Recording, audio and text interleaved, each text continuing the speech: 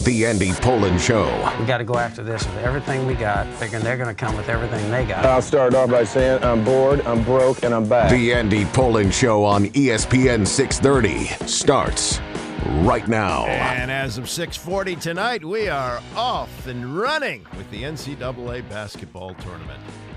All the kvetching from yesterday, who didn't get in, who should have gotten in, this team should have been on the higher seed, whatever it was.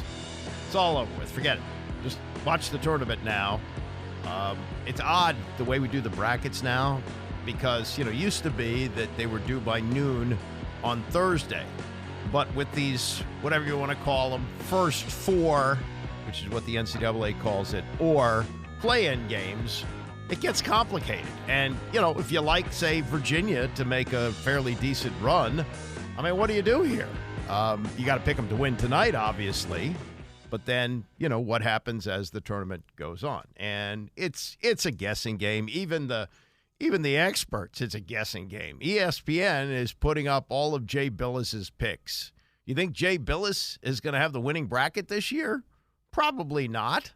But, you like to think if you're making these picks, you have a little bit of knowledge. And in most cases, you haven't seen any of these teams. You may have caught a little bit here and there. But to think you can look at this bracket and say, oh, yeah, I like their offensive rebounding.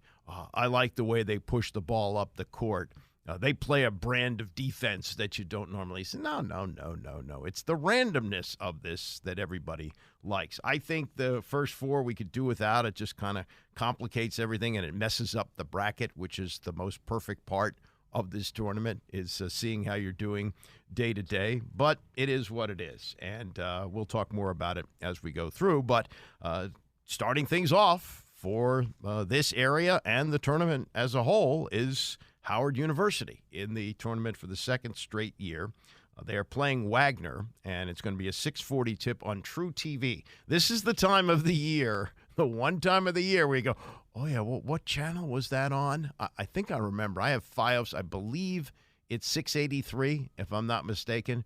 But over this next 4-5-day period, is when you get familiar with True TV, because they've got a lot of these first-round games on there, and boy, it has really changed the way we watch it, right? The days of waiting for CBS to switch it to the game you wanted to see, that's long in the rearview mirror. And ever since this deal was made, I have to look this up, but I think it was 10 years ago, maybe more, that the deal was made between Turner and CBS that they would work together, and it's worked wonderfully, because if you don't like the game you're watching, well, there's another one on at the same time, and just flip over there. And if it's True TV with all their promos for the whatever they do, whatever shows they do in addition to college basketball once a year, well, there you go. Otherwise, you're on TBS, TNT, CBS, somewhere or another, you're going to find the game that you want to watch. But it's True TV for the next two nights, as we have the first four with Wagner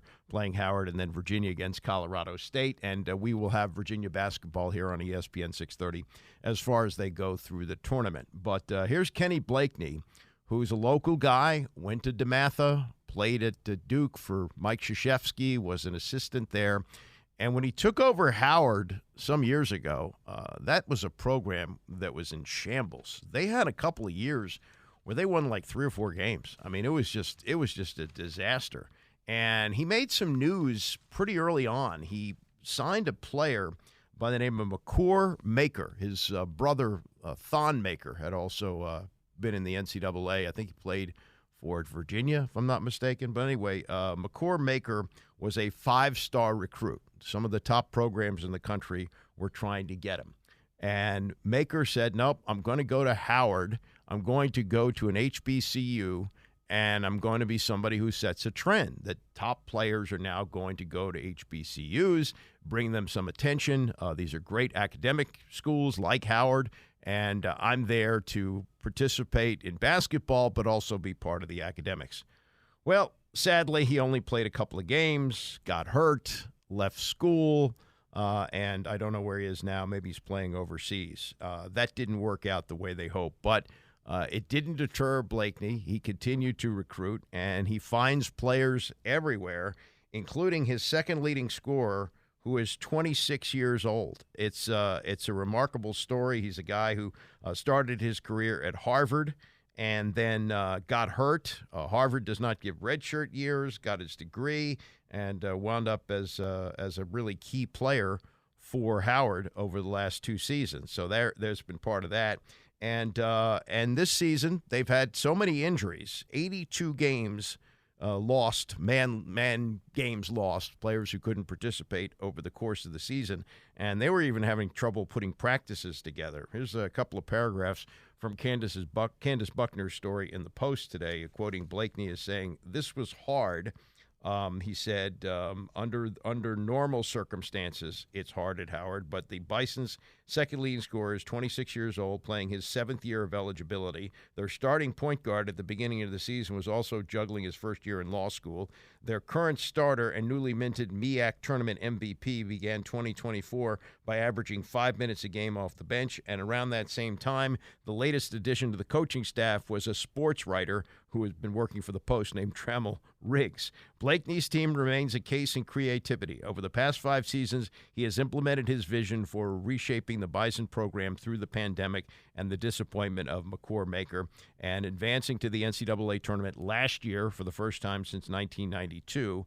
And he says this season, though, it felt like it was even harder because of all the injuries. And this past weekend, several players were in doubt in the concussion protocol as they got ready to play Delaware State in the MEAC championship, which they won. So it's a wonderful story, and it's a story in a year where they deserve all the attention they're getting because nobody else was able to post the season good enough to get in from this area. No Maryland, no Georgetown, of course. That's a big rebuild just getting off the ground under Ed Cooley. George Washington did not make it. George Mason really hasn't been a tournament team since Jim Larinaga left. And AU, which has made it a few times, didn't win the Patriot League, that also one-bid league like the MEAC.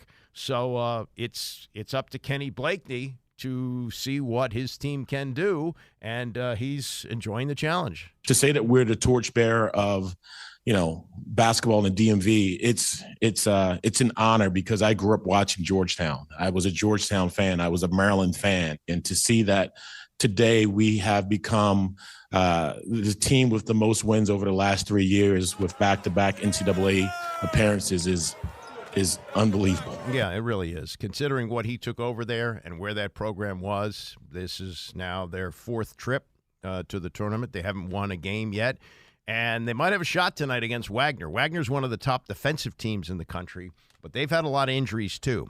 And if they can get by Wagner, then the attention really ramps up because on Thursday they would play North Carolina, top seed, number 1 seed in Charlotte. I mean, you talk about David versus Goliath, but if Blakeny can get them there on Thursday, they will play top seed North Carolina. All right, some more news conferences out in Ashburn yesterday. Austin Ekeler, one of the many free agents coming here, and a guy who 2 years ago had an outstanding season for the Chargers. He is going to be 29 before the season gets underway. But he played for Anthony Lynn, who was the head coach there, and Lynn is now part of the offensive staff here. And here's a guy, and I've noticed this with just about all of the players that they brought in.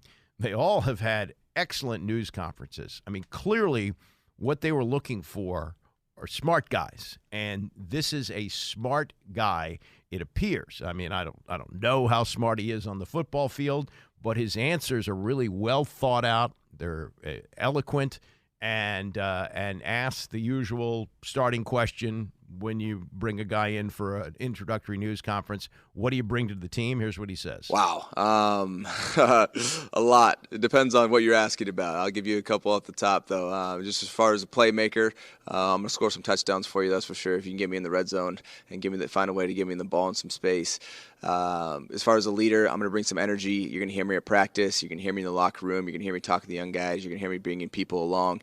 You're going to find me in the weight room all the time, and also pushing people in there as well. And really, I really take pride in helping people be the best version of themselves, but starting with myself first.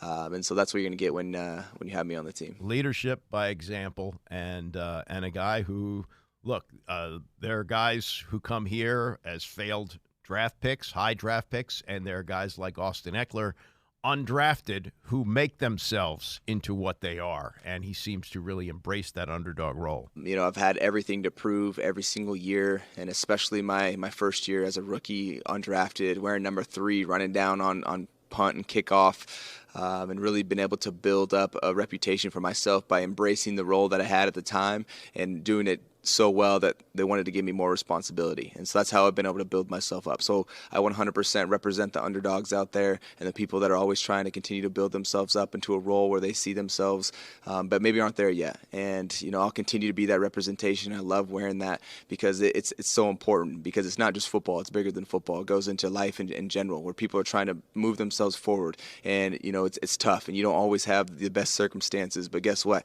There's people like myself that have been examples of not having the best circumstances, but still finding a way. And you know, I just encourage other people to try to do the same. Yeah. So that's that's well said. That's what you want to hear. That sounds like somebody who might be a coach someday, and you want guys like that who can be a coach on the field and mentor off the field. He realizes where he is in his career. You know, he's not coming here to be the number one guy. He's coming here to be a contributor, catch some passes out of the backfield, mainly a third down back, and help to bring a winning mentality to a team that's been, well, you know what it's been. And we've seen many of these free agents come here over the years, but they're all saying the same thing, that they had to kind of dance around the other guys when they got here, was where it starts at the top. And this was Ekeler on what he has been able to see since he's come to Ashburn. The energy seems to be really high, which is great, because I believe the leadership comes from the top down, as far as what culture you're trying to set. And you can bring players into that have been around the league that can help spread that culture and hold the standard on the field. But it takes the entire organization to be all in on it. And so when you have leadership that comes in and can hold that standard and have been around the league, and you bring coaches that have the same type of energy, then you can really create a special culture that goes and helps win the games. It's not necessarily the stuff that is measurable, but it's the stuff that helps you increase the things that are. Well, culture. That's the thing that Ron Rivera used to pat himself on the back for, that he changed the culture. Well, he may have, but he changed it for guys who aren't going to be here. What has happened in the last week has been really remarkable, in that they have 16 new players here. They re-signed a few of their guys that were coming up for free agency, brought back a few, but have spent relatively little money. I mean, they had the most money in the league to spend. They could have gone crazy out there in free agency. Haven't done that. But what they've done is they basically turned over a third of the roster, a quarter of the roster at least. And, you think back of what Ron Rivera used to talk about in his last couple of years, roster building. Well, the roster he built was obviously terrible, or at least in the eyes of Adam Peters, the GM, when he was introduced and asked about the current roster, and took seemingly about a minute before answering the question. It probably was 10 seconds, but it felt like that, because he was trying to think of what he could say nice. Like your mom always said, if you don't have something nice to say, don't say it. So he's trying to figure out what he's going to say about the roster. And he, finally said something, yeah, we've got some players here, or something like that. But look at what they've done, all these new faces. And as Tom Livero writes in his column today, he said Dan Quinn and Adam Peters have basically taken a butcher knife to slice up Bambi. This is like, whoa. He said, he looked at this roster and went, nope. And all these new faces are coming in. More from Rivera's column. Remember this Rivera quote about Josh Harris? Quote, if we go 8-1 this year and he fires me the next year and they win the division with 40 of the 53 players we drafted and it's the same quarterback, I'm vindicated. Send me my Super Bowl ring. And Livero writes, I'm betting they lost Rivera's forwarding address. 40 of the 53 and the quarterback, who's now gone, traded to Seattle. And by the way, a better deal than the Bears got for Justin Fields, who seems to be a more accomplished quarterback than Sam Howell, and the upside seems higher. So, Rivera puffing out his chest about the roster he built and the draft picks he brought in. Well, they looked at this and they went, this stinks. Let's make some changes here. Out with this, in with that. They totally have remodeled this house with just what's happened in the last week. More from Livero in his column today. He said, what kind of odds do you think you would have gotten that October 5th, Thursday night at the formerly known as FedEx Field if you suggested Howell would be better returned than Fields in a trade? That was that ugly game against the Bears, which they lost 40-20, and Fields lit them up with 4 touchdown passes. And so, you fast forward, 6 months? And 6 months after that, they were able to get a better deal for Sam Howell than the Bears were able to get for Justin Fields. Amazing. And then, talked about some of the veterans that were brought in here, and they brought in a few of them, but they haven't gone crazy with over-the-hill veterans, and he may not be over the hill.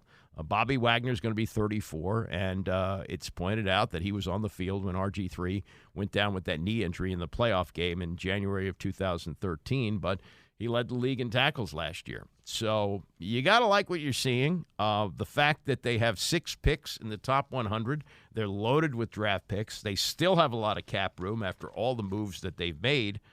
You got to give Adam Peters a high grade for this. I know we're not used to talking about what goes on in Ashburn in glowing terms, but so far, this looks like a hell of an offseason for them, and we'll find out what happens in the draft at the end of next month. But, boy, they're off to a flying start, and it's the anti-Ashburn way of doing things, at least from the last 25 years, that they have gone sensible in the free agent market. They brought in a lot of new faces. They got value for Sam Howell that maybe they couldn't have gotten if they had played their cards differently. And, you hope, and it's, a lot of what's going to happen in the next 5 years rides on that number 2 draft pick. It rides on who they take at quarterback there and how that works out. But building the roster around him and taking what Ron Rivera was puffing his chest out about, and as Livero writes, slicing it up like Bambi, that's got to make you open your eyes and say, these guys are they're aggressive in one way, but not stupidly aggressive like they used to be around here. All right, coming up, Jay Bilas, tournament thoughts yesterday on the Dan Patrick Show, what surprised him, and what he thinks of the transfer portal, which opened up on Monday as teams are getting ready to play in the tournament. It's crazy. We'll get to that and more as we continue. It's the Andy Pollin Show, ESPN 630. The Andy Pollin Show on ESPN 630, the sports capital. In addition to the NCAA tournament starting tonight with either the play-in or the first 4, whichever you prefer, there's also the start of the NIT with 7 games tonight.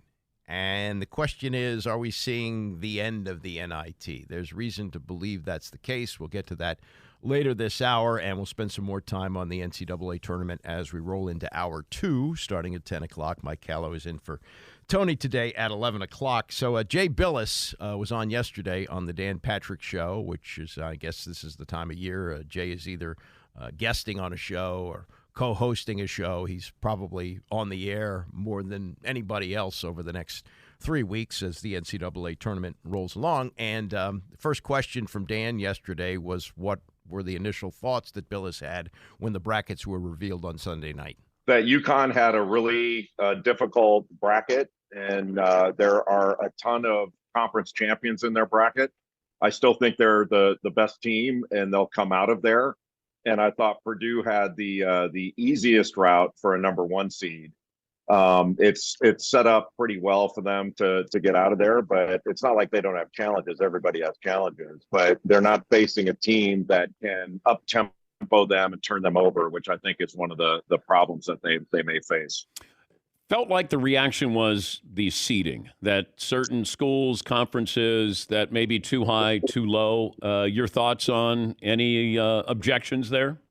Yeah, I think there were a few seeding issues, but some of it had to do with, I'm sure, their bracketing principles. I mean, I thought, I kind of think, Dan, when they say, well, the UConn region, the East region, UConn chose to be in that region, and then we put everybody else in there based upon geography, the closest teams to that. And, the first thing I think of is, wait a minute, USC and UCLA are in the Big Ten now. They got to fly to Rutgers for a regular season game, and you're worried about geography for an NCAA tournament game. That doesn't make any sense to me. I think you seed it according to the best teams, and you balance it as well as you can. You don't want to be insensitive to travel. You don't want to send, somebody out cross country for no reason when they're the same as somebody else. But I tend to think just do it on a strict S curve and put them in the bracket and let's play. This is for the national championship, not to be, so that some fans have a bus trip. Any issue with setting up matchups? I always think of Texas Tech and Indiana when Bob Knight was at Texas Tech, like the potential for an interesting matchup. Any issues with the committee doing that? They say that they don't do it. I have a hard time believing that. There are way too many coincidences that occur. There's nothing they can do about, if Rick Barnes is going to meet up with Texas in the Sweet 16 or the Elite Eight. You can't deal with that. But when they're on a collision course in the second round, or things come up in the first round, they had a choice there. How many teams can realistically win it all? I haven't really done that sort of thing this year because it was such a weird year. Usually it's around 8, and I after looking at it, I think it's about that. If somebody else could sneak in there. There's a difference, Dan, I think, in getting to a Final Four and winning a national championship. When you get put into a region, whether it's East or Midwest, whatever, 75% of the best teams in the tournament are not in your region. So if somebody falls down in your way, a lot of things can happen. But once you get to the Final Four, you're playing higher seeded, really good teams most of the time. And that's why we most often see the highest seeded teams win these things. Has Danny Hurley become the face of college basketball, men's college basketball? He's getting there. He's the real deal. He's really an outstanding coach, and he's fun. Like he's kind of old school in how tough he is and demanding in practice and with his team. But then he's a normal Joe off the court, and he's got these bizarre superstitions that are bordering on needing therapy. Like the underwear and socks, and wearing the hat that he wore last year before the first round, stuff like that. My favorite one was I don't know what they call these things. It's like these you're suspended in some kind of liquid, I think, and they close the. It's almost like a coffin. You're in there. What do they call sensory deprivation? Yeah. And he went in one of those things, and he thought it was going to be for an hour, and his staff had made the appointment for 2 hours. So after an hour, he thought he was trapped in there.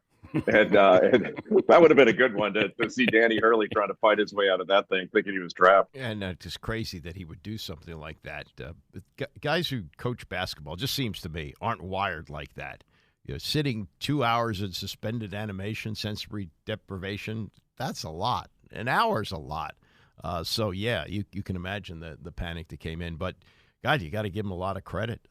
This guy who had a disappointing college career as a player at Seton Hall, got himself on track and has had great success coaching college basketball. And, UConn, when they were at the top of the mountain under Jim Calhoun, winning championships there, the Big East was a really big deal. That's when Georgetown was good and Syracuse was good, and Seton Hall even had a team that made it to the final game one year. It was a powerful conference, and then it got screwed up by adding football, and they had to reconstitute it as a basketball conference. And while it is a strong basketball conference, I don't think it's really viewed on the same level as like the Big Ten, the ACC now. Back in the day, it certainly was. And God, in 1985, they had 3 of the 4 final teams were from the Big East. But what he's done is he's taken over a program that, and in many ways had been kind of secondary to the women's program there. Calhoun won his last championship in 2011. I think Kevin Ollie won it a few years later. Then they'd fallen on hard times. Well, he's built a powerhouse again. And they go back to back. You're not talking about that many programs that have won back-to-back championships. Of course, the UCLA team won 7 straight, but that was in a different era.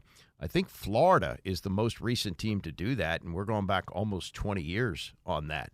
And that was an unusual circumstance, too, because you had a lot of guys who could have gone to the NBA, and they said, no, we want to run it back again. And that was the Joakim Noah teams that won back-to-back. The first think the first championship was the year that they beat George Mason in the semifinals, which wasn't even a contest, and then they repeated the following year. So if Connecticut can do that, and Calhoun, I don't think ever did that. No, Calhoun won 3, none of them back-to-back. So when you win back-to-back, you put yourself in the conversation with one of the great teams of all time. More from Jay Bilas, and this is on the transfer portal, which opened up Monday. Monday is the day that teams are getting ready to go where they're going to go for the tournament. And you also have recruiting things that have to go on with other teams. And then, you have the NIT, which really, and we'll get to this shortly, the NIT really gets the short end of this because teams have to get busy protecting their own players who they don't want to leave and bringing in players from other programs. So this was Bilas with Dan Patrick yesterday on the transfer portal. The transfer portal overall is, I think, a good idea, but they could certainly regulate it better and have the dates work out a little better. I mean, I think you'll hear most coaches say that as soon as the season ends, they're busier than they were during the season because of the transfer portal. They're having to sift through and call a million people and evaluate players and all that stuff because that's become the new recruiting model. And it's impacted their high school recruiting. You're not seeing high school recruits valued as highly as they were, 5 years ago. But that's just the nature of the business now. The NCAA put the rule in, and they're having to live with it. Should we cap the number of years you can be eligible to play college basketball? Well, they do. It's basically you have 4 years, but they do make exceptions when you have like a catastrophic injury or illness or something like that. And then we've had over the last several years this extra COVID year. So you're seeing that's really the difference in seeing guys come back. I don't think you would have seen as many players stay and play if the COVID year and NIL didn't overlap. Like there are a number of players going, why shouldn't I come back? I'm making a lot of money. And if I go into the NBA process, maybe they put me in the G League or I have to go overseas or something like that. It may be better for them to go ahead and stay. So the NIL, we've seen retention of players, which I can't imagine isn't a good thing for the NCAA. They get another year of service out of the players, even longer than that in some cases. And the players are getting more education, which they say they're about. So how could anybody complain about that? Trying to figure out Zach Edey, that being the biggest big man in the tournament, but it's still about guard play. How do you assess? I mean, normally that'd be the guy where you go, they got the big man, but I don't know, is it that much of a bonus for Purdue over everybody else? Well, I think you could have said that back in the day when big guys were more a focal point of the game. Ralph Sampson played 4 years at Virginia, never won a title because the guys around him didn't hit shots when they needed to. And Joe Barry Carroll was a great big guy at Purdue. We can go on and on about it. Now UCLA won with big guys. Other teams won with big guys. It doesn't mean you can't win with it. But the game's changed, as you know, and you don't see many guys 7'4". And that dominant. But Purdue has had a couple problems in the last few years. Their guards last year were freshmen, and they weren't the most athletic team around Edey. Edey was dominant against Fairleigh Dickinson, but his teammates just didn't make shots. I don't think they're going to be subject to the same kind of upset this year, but they could get beat. There's no question that somebody could clip them, and they could very well play Tennessee again. They played earlier this year, and Purdue won in Maui, but I still think Purdue is a prohibitive favorite to come out of that region. So that's Bilas on a couple of things, the transfer portal and then the big man in college. And it's not just that Edey is not considered to be so valuable in the pros, it's that he's in college for 4 years. Prior to guys leaving early all the time. And I think, you look at Kevin Garnett, who went right from high school to the NBA, which really changed a lot of things, and then Kobe Bryant and people like that. And then you had the one and dones. A guy like Edey 20 years ago wouldn't be around to come back. 1 year, maybe. But, excuse me, he's still there, and he's back for another shot. This is the last thing from Bilas yesterday, and it's about what makes a great tournament. We tend to remember certain games, certain shots, Doesn't even necessarily have to be the final game. It can be, and we've had the great upsets going back to North Carolina State when they knocked off Houston, and Georgetown getting beaten a couple of years later by Villanova, and there have been some others over the years as well. But in terms of the whole tournament, when it's over, when we get to one shining moment and we look back on how good this tournament was top to bottom, we don't really do it that way. So here's Bilas on that and kind of like the criteria for what makes a great tournament. I don't really know what makes a great tournament. Like some tournaments where the play is off the charts good, but we don't have as many little guys winning, or there aren't as many buzzer beaters. People say, well, this has been a blowout tournament. I think people kind of expect that it's going to be crazy. And if it's not crazy, then it's not that entertaining. But then you get to the Final Four, and if you don't have recognizable names, then people don't care for it either. So I'm not sure what's great. I just love seeing great teams play. And we get that just about every year. So I can't remember a bad year for the tournament. There was one year where Connecticut played Butler. I think it was 2011, played Butler in the final. It was probably the worst played final game ever. But nobody really seems to remember that. They just remember who wins. Yeah, I say this every year, that we love the chaos, and then we get to the Elite Eight, Final Four, and then we want the Blue Bloods. Like, okay, that was nice. And if you do have the novelty or the Cinderella, then you want to see them go all the way and win it. Then it becomes a great story. But it'll probably be the same this year, where there'll be upsets, and it's crazy and madness, and then all of a sudden you're going to have 4 Blue Bloods. Do you have a Cinderella team to keep an eye on? There are a few. I think Drake is one. I think New Mexico and Nevada are both very good teams. James Madison has a chance to pull an upset over Wisconsin. James Madison, I think they've only lost 3 times and beat Michigan State at Michigan State in November.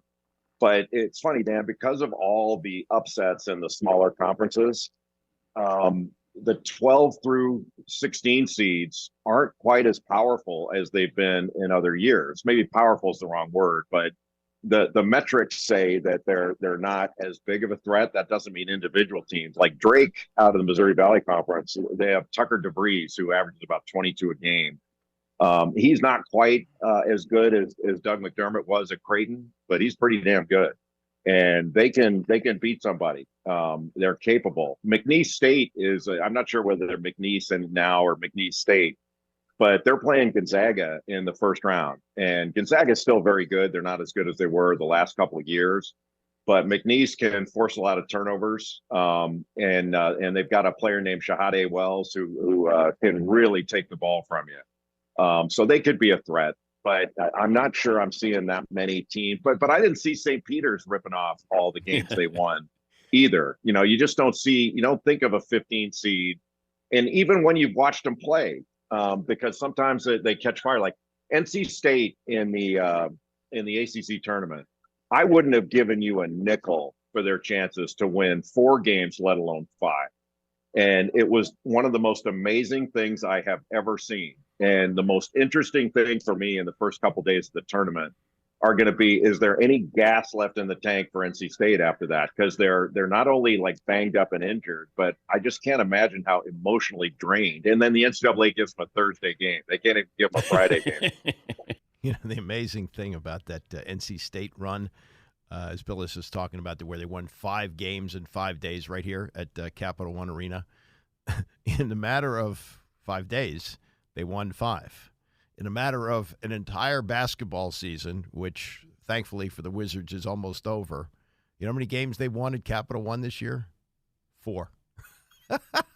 They won fewer games this year than NC State won last week. They're playing Houston tonight, but Bilal Coulibaly, who's been one of the bright spots of this year, a draft pick, which actually may work out for them, has played pretty well. He's going to be out for the rest of the season with a broken wrist. The other follow-up I wanted to mention, where Bilas talked about that 2011 final between Connecticut and Butler, and that was Jim Calhoun's last championship. It was also the second of back-to-back years for Butler. They played a great game the first year when they lost to Duke in 2010 in Indianapolis. 2011, they get back to the final game as a mid-major. This is only, 2011, 5 years after George Mason did what it did. So it really, blew up that whole theory about mid-majors. And they got back, and they were good enough to play against Connecticut, but the game was terrible. I think Connecticut won something like 51-35, or it was a ridiculously low amount of points for Butler. And one of the great Bilas lines from that was, if Tom Rinaldi was reading the box score from that game, he would make everybody cry, which I thought was a great line. And that was a terrible final. But I don't even know. Maybe the tournament was good, and it's hard to get a handle on the entire tournament because you can't remember everything. That's the great thing about one of the great things about it is these games are constantly going. So if you got one buzzer beater, well, there could be another one coming a few minutes later. Just turn over to True TV and watch it. And then the Cinderella that it was mentioned right off the bat, right out of the gate when the brackets came out on Sunday. Would JMU, James Madison, have a chance to beat Wisconsin? It's a 12-5 matchup, and there's always a 12-5 upset in the tournament. Could this be another year where a 12, James Madison, knocks off a 5? And we'll see. They won 30 games this year. They only lost 3 games the entire season. They beat Michigan State. Now, that happens early in the season. It takes a while for some of these teams to get focused. And James Madison playing Michigan State, well, that's like a playoff game for them. They don't get to play against blue bloods like that, and they beat them. And they played at James Madison, if I'm not mistaken. I believe that was the case, that there was some kind of an arrangement because of the relationship that Tom Izzo has. Might be a cousin or a nephew or somebody on the staff of James Madison, but they played there and lost. And so JMU is going into the tournament, by the way. I just saw this on Twitter. They've got Lefty patches on their jerseys. You remember that Lefty, after he was forced out of Maryland after the Len Bias tragedy, wound up at James Madison, did very well there, and it wasn't even his last stop. He finished up at Georgia State and finally retired when he was 71 years old. But Lefty, I think, is one of only 2 coaches, along with Eddie Sutton, if I'm not mistaken, to take 4 teams to the NCAA tournament. Did it with Davidson, did it with Maryland, did it with JMU, and then with Georgia State. So nice that they're having a tribute to Lefty in the tournament. Maryland put patches on their jerseys after Lefty passed away last month. Unfortunately, they won't be in postseason play. Coming up in the next hour, Robert Griffin III wants to create chaos involving Caleb Williams. What do you know? RG3 inserting himself into the news. We'll get to that and more as we continue. It's the Andy Poland Show, ESPN 630. We'll take a closer look at how the Chicago Bears could possibly have gotten less for Justin Fields than the Commanders got for Sam Howell. Timing is everything in life, isn't it? And some really bad timing by the Bears put them in this position. And it does appear that they have told the world we are taking a quarterback at number 1. Not that that was in doubt, really, but it looks like it's going to be Caleb Williams. And whether he plays or not in Chicago, if you listen to RG3, is up to him. And according to old Bob Griffin, he needs to become a problem and decide where he wants to go. And if he doesn't want to go to the Bears, why he should use his leverage and take advantage of that. We'll get to that and more as we roll through the hour. Coming up at 11 o'clock, Mike Callow sits in for Tourney. I just was laughing about this as I saw this earlier today. If you had heard 2 years ago that there was an NFL team that had to give up a draft pick and would be penalized 4 spots in this year's draft for selection because of a payroll accounting error, why you would have said it would be the Washington whatevers. Maybe the Redskins then, maybe the football team, maybe the Commanders, but there was incompetence and there was graft under Dan Snyder. Like there were underhanded moves, like the creative accounting that was done, which was, I think, part of the $60 million fine that he had to pay on his way out the door. Would not have thought it would be a team which has been one of the cornerstones of the league the last few years and played in 2 of the last 4 Super Bowls and almost won both of them. That would be the San Francisco 49ers, who have had to forfeit a 2025 draft pick and are penalized 4 spots in this year's draft because of an administrative payroll accounting era. They will give up the 5th-round pick in 2025 and have their 2024 4th-round pick move from 131 to 135. A clerical payroll error, the Niners said in a statement. At no time did we mislead or otherwise deceive the league or gain a competitive advantage in connection with the payroll mistake. According to a statement from the NFL, a league review discovered the payroll accounting errors at the end of the 2022 league year resulted in a misreporting of the team's cumulative player compensation. The NFL determined that the club would have remained under the salary cap at all times, regardless of the error. There was no intent to circumvent the cap. After the penalties, Niners still have 10 total picks in the upcoming draft, including 3 in the 4th round. So, I mean, it's not like having to give up a first-round pick like New England did in Spygate, but it's a matter of incompetence, and you would not have expected it from an organization like the 49ers. But that's what happened, so they're going to pay a little price on that.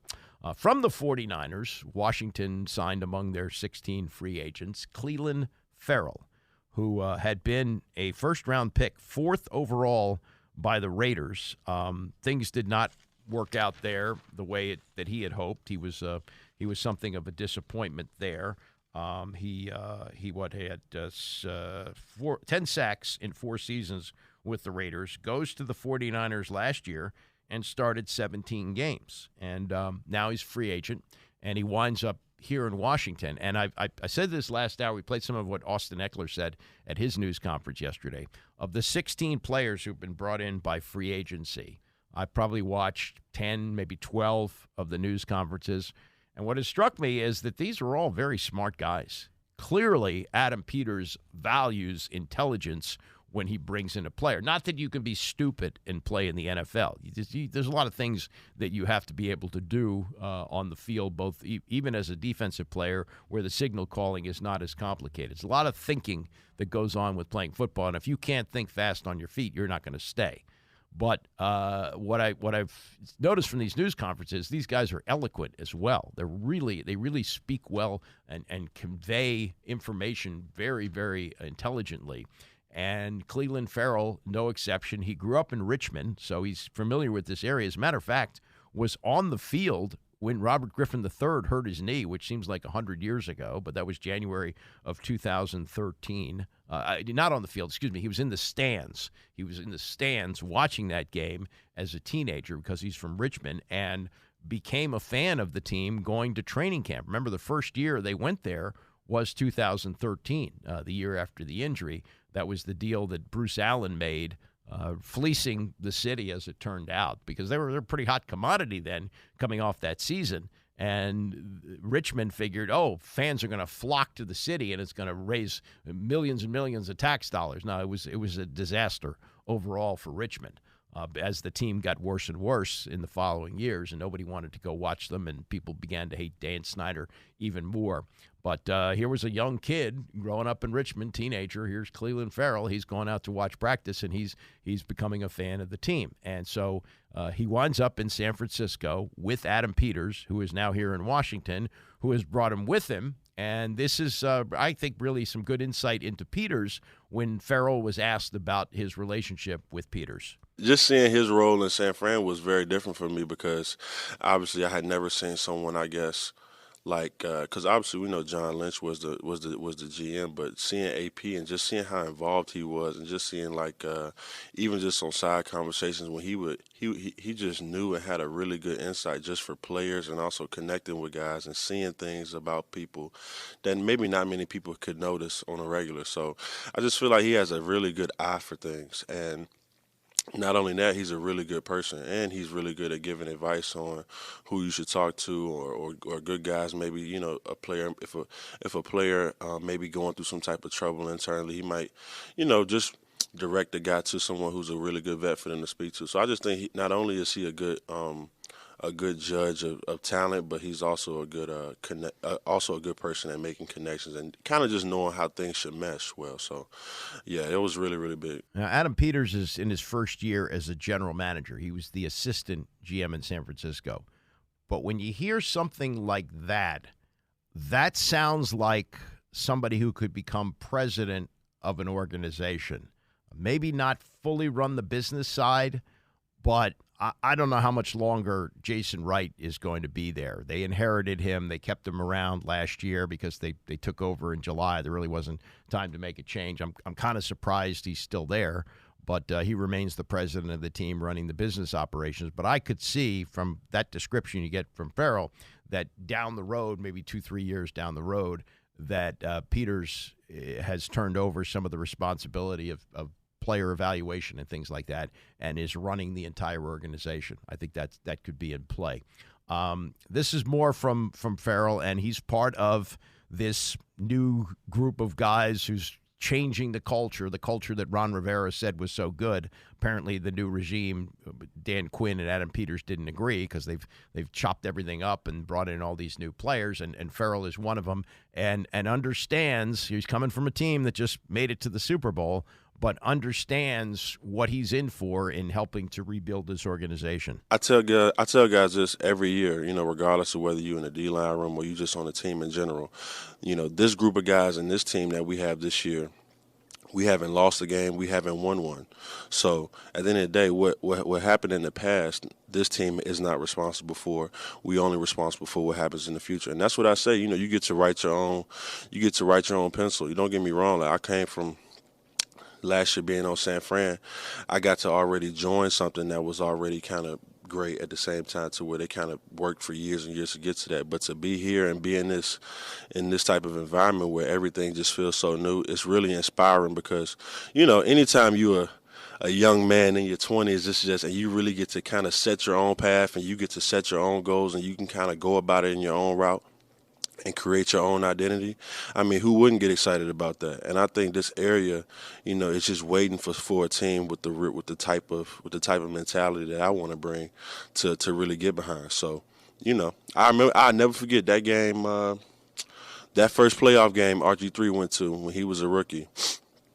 I went to it, but I'll never forget just the type of excitement that I saw in a stadium, and you didn't get to see that a whole lot. Even in the days when Clem Portis and Chris Cooley and all it was all in back there was playing, you didn't really see too much of that. But that was something that inspired me. Like, man, these people really want to see, when it's done right, they'll really get behind you. So I know the city is ready. And he's got an understanding of it. Sounds like if he's from Richmond, he has seen when there was great excitement about this team off that playoff season in 2013 when they opened up training camp there, and the ghost town that it became in the following years. And he's gone off to play at Clemson and play in the NFL. He's been around for a while. This is his 6th year coming up. But he's got an understanding, which is good. I mean, I think that's going to be important in helping the players around him. Hey, this team has seen the worst of times, and we're here to help rebuild it. And I think if you listen to him and you listen to some of the others who are coming in, they got a real good core of guys who can express themselves incredibly well, and in this case has an understanding of what he's coming into. Robert Griffin III. Anytime there's an open microphone, he can't be far behind. And he keeps talking and talking and talking. Remember, he said at one point on the Rich Eisen show when the sale process was going on that the Josh Harris group was talking to him. Apparently that wasn't the case. They may have said hello, Robert, or taken his call, but they did not want to include him in the ownership group. It's pretty clear. I mean, they had the opportunity because they got a lot of partners. They could have taken him in. They said, no, we're good. We got Magic Johnson to help people feel good about the organization. It's okay, Bob. So he then went on a podcast the other day. Marlon Humphrey does one in Baltimore. And he said that this is he didn't say whether it was his theory or it's a theory that he's passing along. But he said that by changing the name of the team to Commanders, it was Dan Snyder's last middle finger out the door to new ownership, because he said it cost millions and millions of dollars to change the name again. And he said Snyder knew that the fans thought it was a bad name, so that would force ownership to change it. That's the RG3 theory. He's not taking into account facts. And the facts were at the time that Dan Snyder thought he could still hang on to the team. This is 2022. He's fighting to hang on and would have been able, I think, to hang on to the team had he not punched himself in the face by leaking the Bruce Allen emails, which led to the congressional investigation, which ultimately led him to be pushed out the door with a $60 million fine. So, okay, Bob, if you want to say that was what Dan Snyder was doing, fine, but the facts don't back that up. And then there's this. Caleb Williams is probably going to be the number one pick of the Chicago Bears. And the Bears have signaled that by trading Justin Fields for a 6th-round pick. I'll get into the reason why they did that, and they did it for Caleb Williams. But RG3 has twisted this around to say that the way they treated Fields should be an indication to Williams how they will treat him, and therefore he shouldn't go to Chicago. Here's the RG3 theory. Caleb Williams should pull a Eli Manning and demand that the Chicago Bears do not draft him number 1 overall. After everything that's happened with just Justin Fields, can Caleb Williams really look at that and say, you know what? This is the organization that has my best interests at heart, and they're going to help develop me into the player that I want to become. Caleb Williams is on record saying that he wants to be legendary. He wants to rewrite history, and he wants to be the best that he can possibly be and win the most games he can possibly win. After the Bears took Justin Fields, the 11th pick in the draft, and turned him into a 6th-round pick in the 2025 draft by trading him to the Pittsburgh Steelers, can Caleb Williams really look at that and say, you know what? Yeah, this organization is going to help get me where I want to go. I don't think it's saying that. Eli Manning had power in that 2004 draft. And he let the Chargers know, don't draft me. I don't believe in the direction that your organization is going, and I don't want to play there. He refused to play for them, even threatened to sit out an entire season if they drafted him. And they still drafted him. And the look on his face when he's holding up the jersey said everything. So what happened? The Chargers traded him to the New York Giants for Phillip Rivers, also a 2004 3rd-round pick, and then the 1st and 5th-round picks in the 2005 NFL draft. What did Eli end up doing? He won 2 Super Bowls for the New York Giants. Had a great career. So, for Caleb Williams, don't get me wrong, guys. I thought Ryan Poles was having an amazing offseason up until this trade for Justin Fields. Because you trade Justin Fields so you can get some players back to help your team out this year. Because Ryan Poles and Matt Eberflus, the head coach for the Chicago Bears, they're in a lame duck season. They have to win this year or they're going to get fired. And don't get me wrong. Hey, hand the football off to DeAndre Swift, throwing the ball to Keenan Allen and DJ Moore and Cole Kmet. Those guys are phenomenal. This ain't anything about them. This is about Caleb Williams and what team out there gives him the best chance to be successful. Only he can deem that. Yes, I do think him going back to Washington, where he's from, he's a DC kid, went to Gonzaga College High School. Okay, I think that's the best spot for him. But he has to answer that question. And if he says, all right, I see everything that's been going on, and now I can make the decision and say, I don't think that the Chicago Bears are the best place for me or my family to accomplish all the goals that we want to accomplish, then he needs to let that be known. He does have power right now, and he should exercise it if he feels like Chicago is not where he should be. Okay, Bob, let's look at the facts here. You're referencing what happened with Eli Manning in 2004, and that was a move that was engineered by his dad, Archie Manning, and there was a lot of equity in the Manning name at that point because Peyton was already a star. He had been in the league 5 or 6 years with the Indianapolis Colts and had established himself as one of the best quarterbacks in the league. So there was that was going on. And they did, in fact, use some power that they had to engineer this deal where Phillip Rivers winds up and then San Diego and Manning winds up with the New York Giants. But this is not the same thing. This is different than what happened then. And you have a guy who would be seen, I think, in a different light than Eli Manning. And this is, I think, a factor as well. The fact that he's African-American, that would be, not that it's right, but I think he would take harsher criticism on that.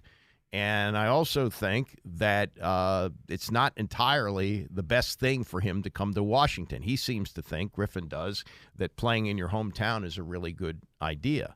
Not necessarily. A lot of distractions that go along with that. Kevin Durant understood that. Kevin Durant understood that and did not want to come to Washington when the Wizards were kind of making moves in that direction to bring him in. Ted Landing, the big star in D.C. It's not easy to play in your hometown. But here's the most important thing that Bob Griffin needs to understand about this. And it was RG3 who pretty much wrote the book about high draft pick insecurity, that he was insecure right away when they brought in Kirk Cousins. They're clearing the decks for Caleb Williams. That's what happened here. They didn't want Justin Fields around to make Caleb Williams feel insecure. This isn't an example of how they treat quarterbacks. This is the way the Bears are viewing Caleb Williams. They're looking at him as a once-in-a-generation quarterback. And so they want to make sure everything is right to draft him. So the move to trade Justin Fields, I'm not saying they handled it right with the timing. I mean, it's the waiting as long as they did. They wound up with a 6, maybe a 4th if he winds up playing a lot.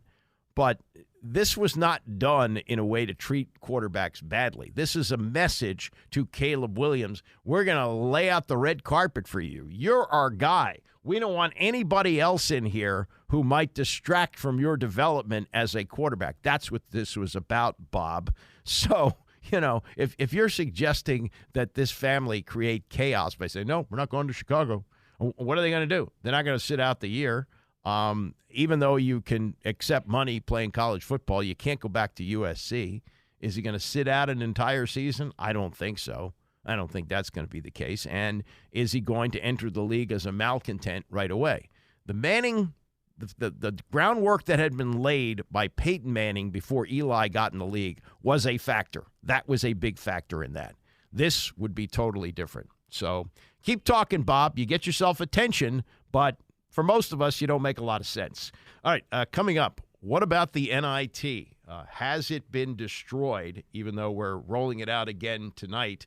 But is it possible we're seeing the end of that? We'll talk about it, that and more as we continue. It's the Andy Pollin Show, ESPN 630. The Andy Pollin Show on ESPN 630, the sports capital. We got Mike Callow in for Tony coming up at 11 o'clock today, so a little break from bracket picking, but I am sure that will continue tomorrow on the Tony Kornheiser Show. I think that would be it. I guess they could still pick brackets on Friday, although you will have had some games played on Thursday. So one more day of bracket madness on the Tony Kornheiser Show tomorrow. Speaking of madness, this is maddening to people like me who grew up watching college basketball when it was almost impossible to get into the NCAA tournament. They were only taking 25 teams. So if you didn't get in and the NIT wanted you, you went to the NIT. And as I mentioned, I think yesterday, Al McGuire in 1970, when he was coaching Marquette, turned down an invitation to the NCAA tournament because he didn't like the seating or the site that he was being sent to, and chose to play in the NIT. Now, the dollars were a little different then. The TV coverage wasn't what it is now. It was a different era. But you think about that in an era where there's 25 teams, only 25 teams in the NCAA tournament, he says, no, I'm going to go to the NIT. And I guess it was 32 teams, but they were all played at Madison Square Garden. And Al was a New York guy, and he was coaching at Marquette in Milwaukee. Not that he didn't like being in Milwaukee, but I think there was also some method to this. And Al was a great recruiter, and he used to recruit guys from the tough streets of New York. He used to say, if the sidewalk doesn't have cracks in front of your house, I'm not recruiting you. And so he may have used that as a recruiting thing. And so now here we are, 2024.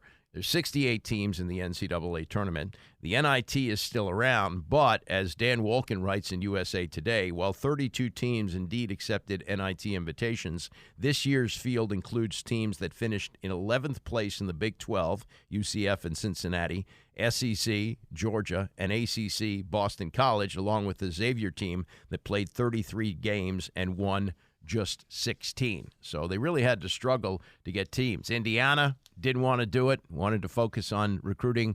Rick Pitino said, we're not going to make a big stink about not being in the NCAA tournament, but we're not going to be in the NIT. And it is going to roll out tonight with 7 games. And it's really tough for them to schedule these games because now you have the tournament with nonstop games starting on Thursday. How do you work these in? And I remember this was 2006, I believe.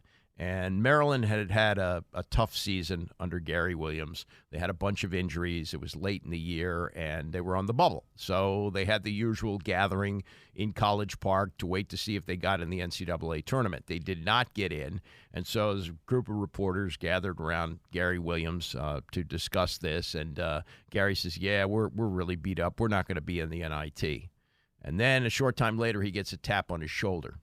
And it turns out, without consulting him, the athletic director, who he couldn't stand, Debbie Yao, had made arrangements for Maryland to be in the NIT, and they were going to host a game. So Gary came back to the media huddle, and he goes, well, I guess we're playing in the NIT. And I think this was the year that they played Manhattan College. They played Manhattan. It was on a Saturday, so it was the first Saturday of the NCAA tournament. You know, games are rolling out like 12:30. And Maryland played at 11 o'clock in the morning. And I went to that game, and it was as dead of an atmosphere as I could remember. And Maryland really wasn't competitive that day. Manhattan won the game, and I think Maryland and Gary were happy the season was over with. And that was the NIT then. We're going back 18 years. So here we are now, and you've got programs with, pretty good records, teams 20 wins, turning them down. And as Dan Wolken writes in USA Today, for younger teams in particular, it was fairly common to use an NIT championship to springboard a deep NCAA run the following season. But in the transfer portal era, the majority of coaches no longer view their rosters as long-term projects. Everything is year to year. Even if they want to retain all of their players, some of them are inevitably going to think there's a better situation out there to pursue. And if you didn't make the NCAA tournament, it most likely means there will be pressure from fans and administrators to improve the roster. So what's more valuable, the time spent practicing and playing for an NIT championship, or diving into the portal to start recruiting upgrades? What makes this situation even more self-defeating is the NCAA's decision last year to stop awarding automatic NIT bids to regular season champions who lost in their conference tournaments. Previously, this had been given a lot of good major teams, mid-major teams, a platform to keep their seasons going and get national television exposure they might not have received otherwise. But the NCAA was spooked by the news that the Big East, Big 12, and Big 10 were in conversations with Fox, their television partner, to hold a 16-team postseason event in Las Vegas that would essentially be a direct competitor with the NIT. So in response, the NIT got rid of its automatic bids, opening up more spots for power conference teams. Then, lo and behold, a bunch of power conference teams decided the NIT wasn't worth their time. And, this is another spillover effect of what's been happening with college football, that players are opting out of these minor bowl games. They don't want to be a part of this. Everybody's looking to move on. And with the transfer portal, heck, if you're finishing a season and you're not going to be in the NCAA tournament, and the NIT is there basically for development for next year, as Wolken points out, then you're leaving. You're going to go play someplace else. You're not going to help this team improve for next year, because you might be playing for a competitor. You might be staying in the same conference. So it's really a different world, and the transfer portal has changed a lot of things. And if it's the end of the NIT, so be it.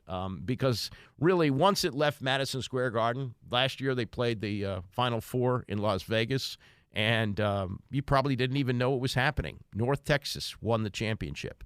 And I don't think, unless diehard basketball fans were watching, I don't think they cared very much. And it's too bad, because in its day, it was a big deal. And I do remember the Maryland team that was supposed to, and did change everything for Maryland. They just didn't get as deep as they wanted to go, and made only one NCAA tournament. But the 72 team, which had McMillan and Elmore as sophomores, they went to the NIT and they won the whole thing. And that was a big thing, and people thought, okay, you won the NIT, maybe next year you can challenge UCLA. They didn't. They only got in the NCAA tournament because NC State was ineligible, and Maryland lost in I think it was the second round. They lost in the second round to Ernie DiGregorio and Providence. And and now here we have teams saying, nah, I don't want to be a part of that. Looks like Sports Illustrated is going to live. The obituaries everybody was writing when it appeared that they were going to shut the whole thing down and shut down the magazine. Now there's a second life. Minute Media has taken over from Authentic Brands, an ownership firm that owns the intellectual property of celebrities such as Elvis Presley and Shaquille O'Neal. And they are going to apparently resuscitate the magazine, because there was talk last week they were going to shut down the print part completely. And now they are looking to hire back staffers that were laid off in this massive gutting that was done last fall. And they will continue to put out a print edition, which is, good for me. I've been a subscriber since 1970. I still like the actual magazine, and they do very well with the swimsuit issue still, so I'm sure they didn't want to stop printing that. But the licensing deal, they say, with this new Minute Media is 10 years with an option for an additional 20. It includes the right to publish Sports Illustrated in print and online, as well as Sports Illustrated Swimsuit and Sports Illustrated for Kids. As part of the deal, Authentic will acquire an equity stake in Minute Media. So, just when it looked like they were on their deathbed, just when it looked like the Sports Illustrated that we all used to look forward to on Thursday in the mailbox and sometimes would read cover to cover and had, in addition to incredible still photos, which, it's a lot different now because you can find them on your phone, you can find them online. But in those days, wow, look at the full color photos there. Isn't that spectacular? And then the writing. The writers like Gary Smith and Frank DeFord, great profile pieces, memorable profile pieces, and all that, had sort of changed. They still have some excellent writers there. Pat Forty is still writing for them.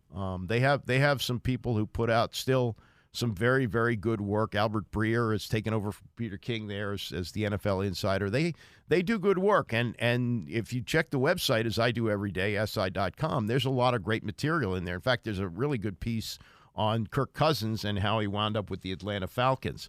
And I'm happy. I'm happy to see this because we don't see things like this happen. We don't see a publication that's about to end. Because, magazines, that's the only magazine that I get. One time we used to get Life, used to get Newsweek, Time magazine. Nah, that's all gone.